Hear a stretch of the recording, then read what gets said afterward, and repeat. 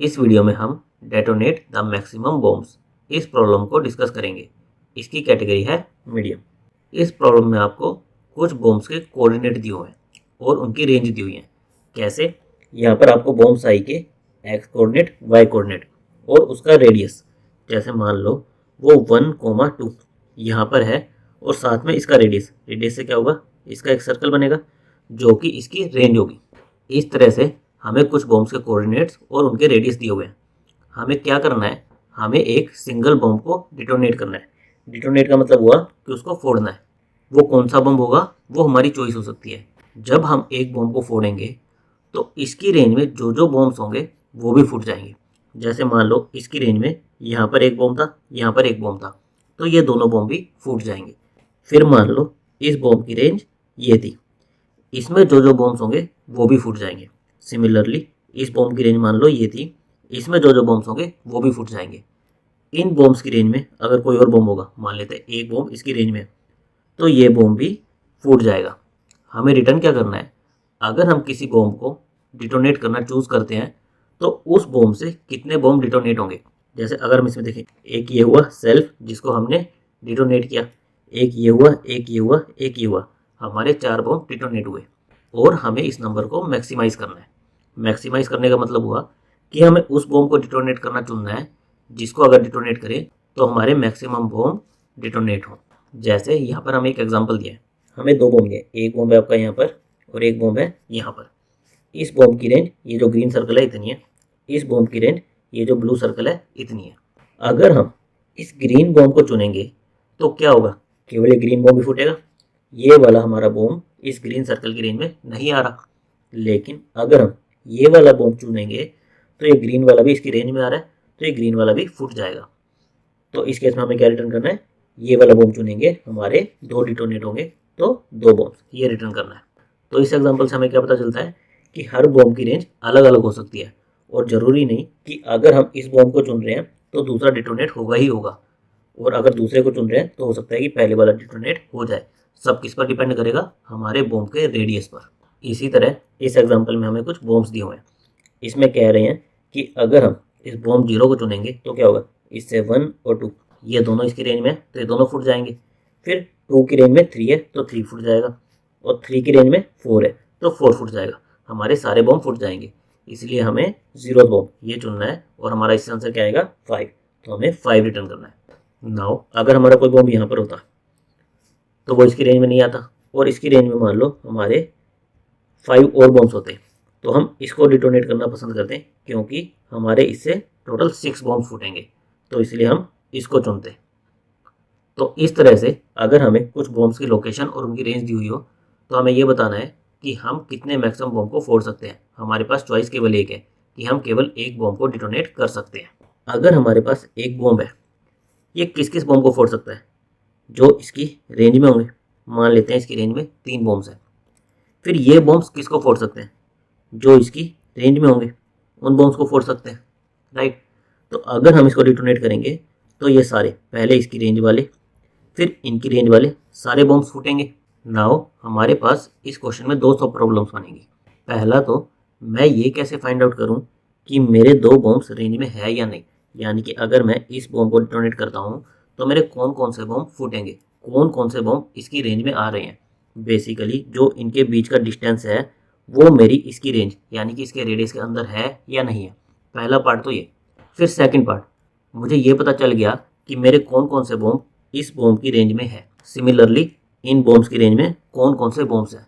तो मैं ये कैसे फाइंड आउट करूं कि मुझे कौन सा बॉम्ब चुनना है जिससे मेरे मैक्सिमम बॉम्ब डिटोनेट हो।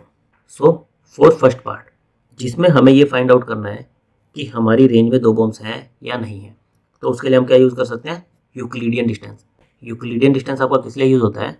अगर मुझे एक्स वाई कोऑर्डिनेट पर 2 पॉइंट दिए हों, पॉइंट 1, पॉइंट 2, और मुझे इनके बीच का डिस्टेंस निकालना हो तो मैं इस फॉर्मूले का यूज़ करके निकाल सकता हूँ। ये फॉर्मूला बेसिकली क्या कहता है? आप एक्स कोऑर्डिनेट का डिफरेंस लो, x2 माइनस x1, इनका स्क्वायर कर दो। फिर आप y2 माइनस y1, इनका डिफरेंस लो, उनका स्क्वायर कर दो, इन दोनों को ऐड कर दो, और फिर जो रिजल्ट आए उसका स्क्वायर रूट ले लो, आपका यूक्लिडियन डिस्टेंस आ जाएगा। सेम चीज़ को हम कैसे भी लिख सकते हैं, अगर हम यहाँ पर स्क्वायर कर दें तो यहाँ से स्क्वायर रूट हट जाएगा, तो यूक्लिडियन डिस्टेंस का स्क्वायर किसके इक्वल हो जाएगा, एक्स कोऑर्डिनेट के डिफरेंस का स्क्वायर प्लस वाई कोऑर्डिनेट के डिफरेंस का स्क्वायर। हम सेम चीज़ को ऐसे भी लिख सकते हैं, D square equal to X two minus X one का square plus Y two minus Y one का स्क्वायर। हम कोई भी एक इक्वेशन यूज़ कर सकते हैं।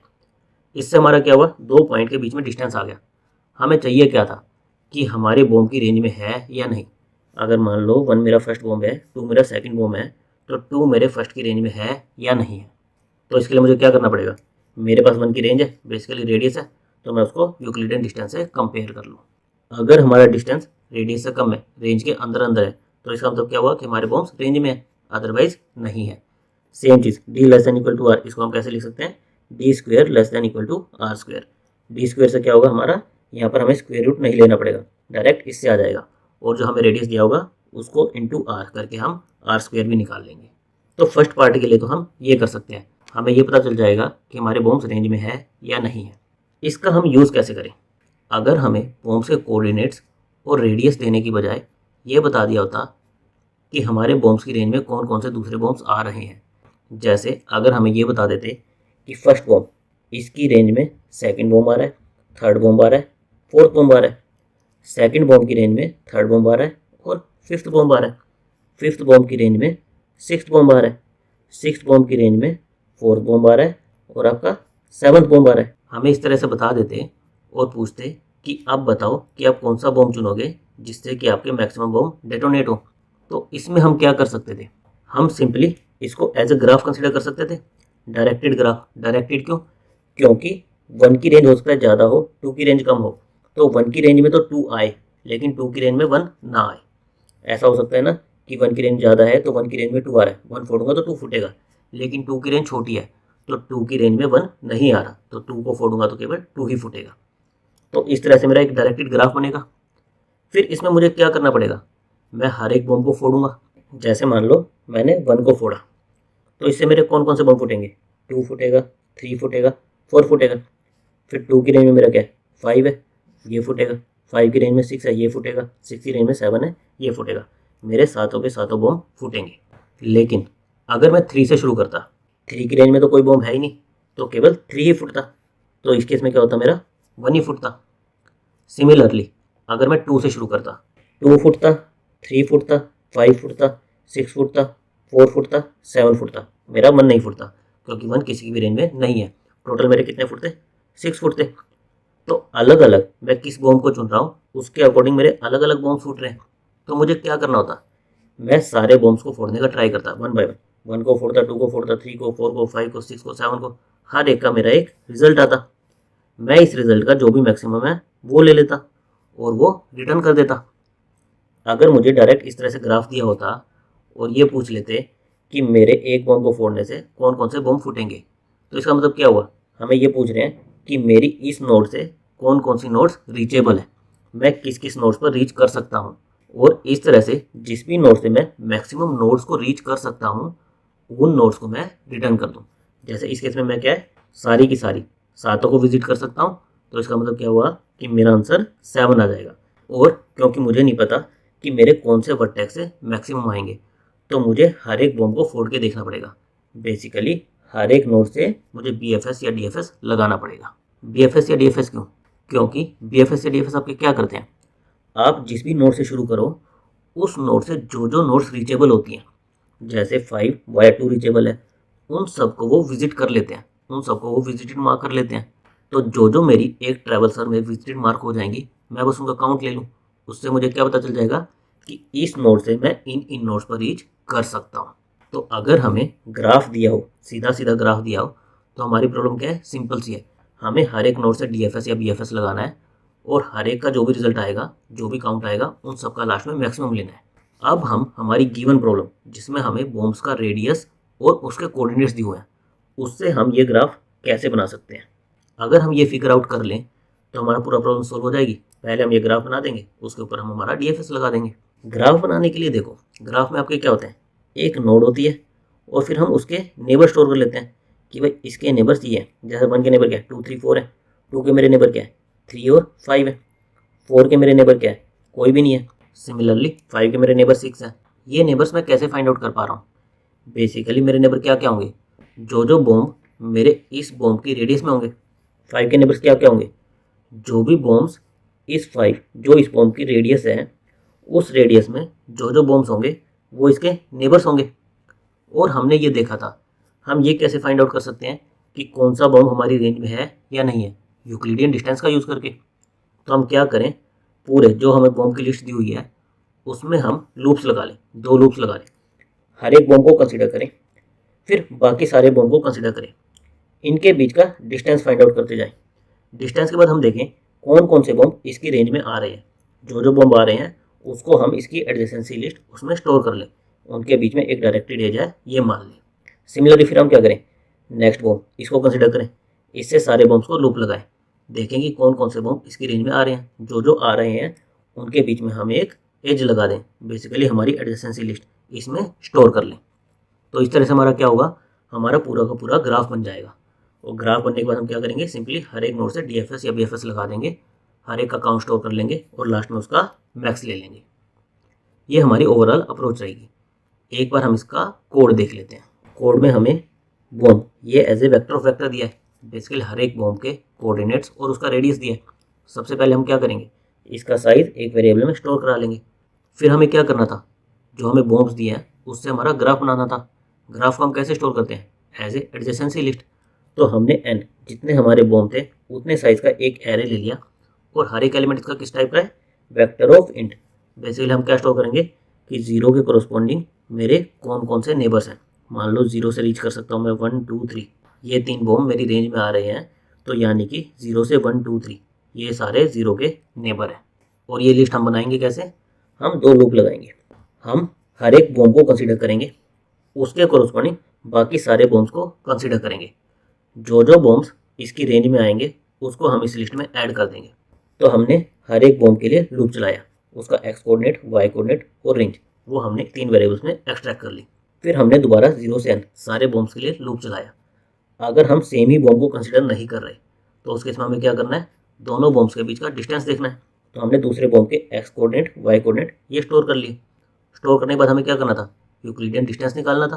तो हमने x2 माइनस x1 का स्क्वायर, y2 माइनस y1 का स्क्वायर, इन दोनों का एडिशन कर दिया और इसको किस में स्टोर कर लिया, हमारे एक वेरिएबल में। फिर हमने इसको कंपेयर कर लिया हमारे r इंटू आर कि ये हमारी रेंज में आ रहा है नहीं आ रहा। अगर आ रहा है तो इसकी एडजेसेंसी लिस्ट यहाँ पर स्टोर कर दो, अदरवाइज स्टोर ना करो। तो इस तरह से इस पूरे लूप से हमारा क्या होगा, हमारा ग्राफ बन जाएगा। और ये हमारा टाइम कितना लेगा, n²। हम 2 लूप लगा रहे हैं n साइज के, जितना भी हमारा बॉम्ब सारे का साइज होगा उतने इंटू स्क्वायर, इतना टाइम लेगा। इतने टाइम में हमारा ग्राफ बन गया। उसके बाद हमें क्या करना था, हमें हर एक नोड से DFS लगाना था। बेसिकली हर एक बॉम्ब को डेटोनेट करके देखना था कि उससे कौन कौन से बॉम्ब और डेटोनेट होंगे। तो हमने हर एक बॉम्ब को कंसिडर किया, उसके लिए DFS रन कर दिया। DFS का आंसर हम काउंट इस वेरिएबल में स्टोर करेंगे कि उसने कितनी नोड्स को विजिट किया। जितनी नोड्स को विजिट किया उतने हमारे बॉम्ब डेटोनेट होंगे। और हर एक DFS के रिजल्ट का हम मैक्स लेते जाएंगे कि अभी जो मैक्स है और इस DFS कोड का जो रिजल्ट आया उन दोनों का मैक्स ले लो और हमारे आंसर में स्टोर कर दो। लास्ट में हम आंसर रिटर्न कर देंगे। तो इससे हमारा हर एक कोड का जो भी मैक्स आएगा वो इसमें स्टोर हो जाएगा। नाउ अब हम ये DFS फंक्शन देख लेते हैं। DFS हमने स्टैंडर्ड जो हमारा DFS होता है वैसे ही लिखा है।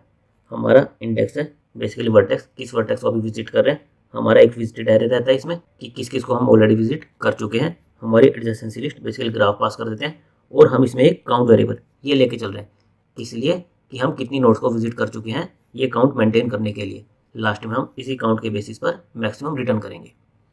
तो सबसे पहले DFS में हम क्या करते हैं, जिस नोड पर आते हैं उसको विजिट मार्क कर दो। अब ये विजिट हो गई तो इसका मतलब काउंट को भी प्लस प्लस कर दो कि हमने एक और नोड को विजिट कर लिया है। फिर हम क्या करते हैं, उसके नेबर्स पर विजिट करने की कोशिश करते हैं। तो हमने उसकी एडजेसेंसी लिस्ट उसके नेबर्स के लिए लूप चलाया और हमने देखा कि अगर वो नेबर ऑलरेडी विजिटेड नहीं है तो उसके लिए फिर से DFS कॉल कर दो। तो ये हमारा स्टैंडर्ड DFS है, बस हम इसमें काउंट प्लस प्लस ये एक्स्ट्रा मेंटेन करके चल रहे हैं कि हमने कितनी नोड्स को विजिट किया है। नाउ हमारी इस प्रॉब्लम की टाइम कॉम्प्लेक्सिटी क्या होगी। हमने देखा था हमें ग्राफ बनाने में कितना टाइम लग रहा था, n² लग रहा था। और हमारे ग्राफ में मैक्सिमम एजेस कितनी हो सकती हैं, अगर हमारे n वर्टेक्स हैं तो कितनी मैक्सिमम एज हो सकती है, n²। हर एक बॉम्ब की रेंज में हो, यानी कि हर एक वर्टेक्स से बाकी सारे वर्टेक्स के बीच में एक एज हो, तो मैक्सिमम एज कितनी हो सकती है, n²। और उसके बाद हम क्या कर रहे थे, NDFS इतनी DFS कॉल्स कर रहे थे। एक DFS कॉल की टाइम कॉम्प्लेक्सिटी क्या होती है, V प्लस ई, जितने आपके वर्टेक्स हैं प्लस जितनी आपकी एजेस हैं। वर्टेक्स कितने हैं आपके, n है, और एजेस कितनी है आपकी, n स्क्वेयर है। तो n प्लस n स्क्वेयर कितना आएगा आपका, n स्क्वेयर, और इसको जब n से मल्टीप्लाई करेंगे तो कितना हो जाएगा, n क्यूब। तो आपकी टाइम कॉम्प्लेक्सिटी किस में आ जाएगी, n क्यूब में। और स्पेस कितना लगेगा, हम ग्राफ को स्टोर करें एज एडजेसेंसी लिस्ट, और हमारी इसमें स्टोर क्या होती है, जितनी भी हमारी एजेस हो। तो हमारी एजेस कितनी है, n स्क्वेयर, तो स्पेस कॉम्प्लेक्सिटी आ जाएगी आपकी n स्क्वेयर में। Thank you guys.